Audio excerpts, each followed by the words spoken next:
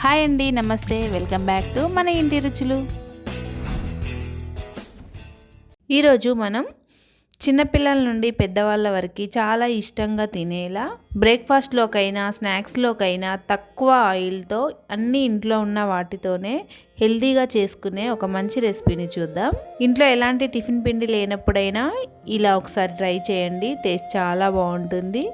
లేదంటే night time ఏదైనా తక్కువ ఫుడ్ తీసుకోవాలనుకున్నప్పుడు ఈ విధంగా చేసుకొని తినండి.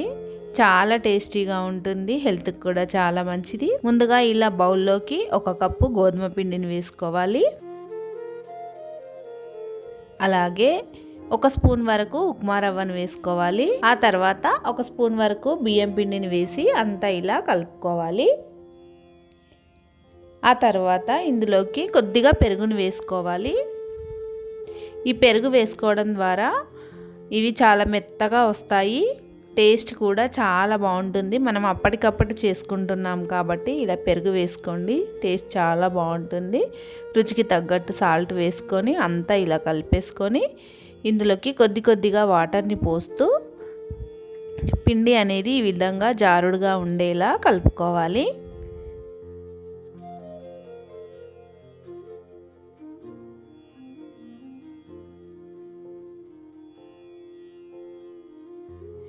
చూడండి, ఇలా పిండి అనేది ఈ కన్సిస్టెన్సీలో ఉండాలి. ఈ పిండిని నానబెట్టాల్సిన అవసరం లేదు, అప్పటికప్పుడు వేసేసుకోవచ్చు. ఇప్పుడు దీనిని ఇలా పక్కన పెట్టేసి వేరొక బౌల్ తీసుకొని ఇందులోకి సన్నగా కట్ చేసుకున్న ఒక ఆనియన్, సన్నగా తురుముకున్న ఒక క్యారెట్, అలాగే ఒక 2-3 పచ్చిమిర్చీలను వీలైనంత సన్నగా కట్ చేసుకొని అన్నీ ఈ బౌల్లోకి వేసేసుకోవాలి.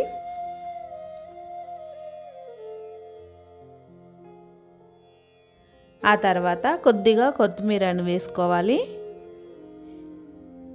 ఇలా సన్నగా కట్ చేసుకొని కొద్దిగా కొత్తిమీర వేసుకొని ఇప్పుడు ఇందులోకి కొద్దిగా కారాన్ని వేస్తున్నాను. మనం ఇక్కడ ఆల్రెడీ పచ్చిమిర్చీలు వేసాం కాబట్టి మీరు తినే కారాన్ని బట్టి కారం వేసుకోండి. రుచికి తగ్గట్టు సాల్ట్ వేసుకోవాలి. అలాగే 1/2 స్పూన్ వరకు మసాలాను వేసుకోవాలి. కొద్దిగా ఒక చిటికెడు పసుపు వేసి వీటన్నింటిని బాగా కలిసేలా కలుపుకోవాలి. చూడండి, ఇవన్నీ ఈ విధంగా కలుపుకున్న తర్వాత స్టవ్ ఆన్ చేసి ఇలా దోశ ప్యాన్ పెట్టుకొని కొద్దిగా ఆయిల్ రాసుకోవాలి.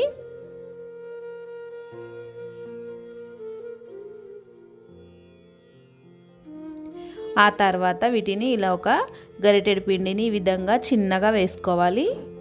మీరు కావాలనుకుంటే పెద్దగానైనా వేసుకోవచ్చు, కానీ ఇలా చిన్నగా వేసుకుంటే చూడడానికి బాగుంటుంది. పిల్లలు కూడా చిన్నగా ఉండేసరికి భలే ఇష్టంగా తింటారు. ఇలా వేసుకున్న తర్వాత మనం ముందుగా ఆనియన్స్, క్యారెట్ కలిపి పెట్టుకున్న మిశ్రమాన్ని ఈ విధంగా వేసుకోవాలి.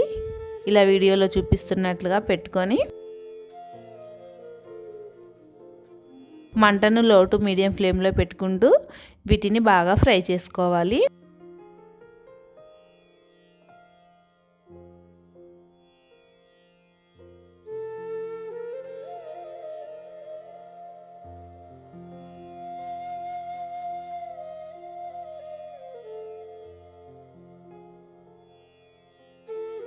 ఇలా ఒకవైపు ఫ్రై అయిన తర్వాత రెండో వైపుకు తిప్పివేసి రెండో వైపు కూడా బాగా ఫ్రై చేసుకోవాలి.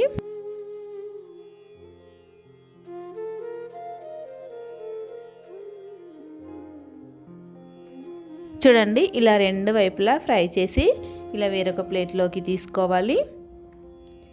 ఇదే విధంగా పిండి మొత్తం చేసుకోవాలి. చూడండి, అన్నీ కూడా చాలా బాగా వచ్చాయి. నోట్లో పెట్టుకుంటే అలా వెన్నలా కరిగిపోతున్నాయి. చాలా టేస్టీగా ఉన్నాయి, మెత్తగా దూదుల్లాగా. తప్పకుండా ఓసారి ట్రై చేయండి.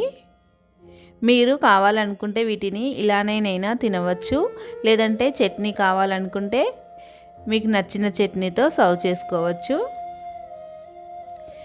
స్కూల్కి వెళ్ళే పిల్లలకి స్నాక్స్గానైనా పెట్టవచ్చు. చాలా టేస్టీగా ఉంటాయి. అంతే అండి. ఈ వీడియో కనుక మీకు నచ్చినట్లయితే మీ ఫ్యామిలీ అండ్ ఫ్రెండ్స్కి షేర్ చేయండి. మన ఛానల్ని సబ్స్క్రైబ్ చేసుకోండి. Thank you for watching.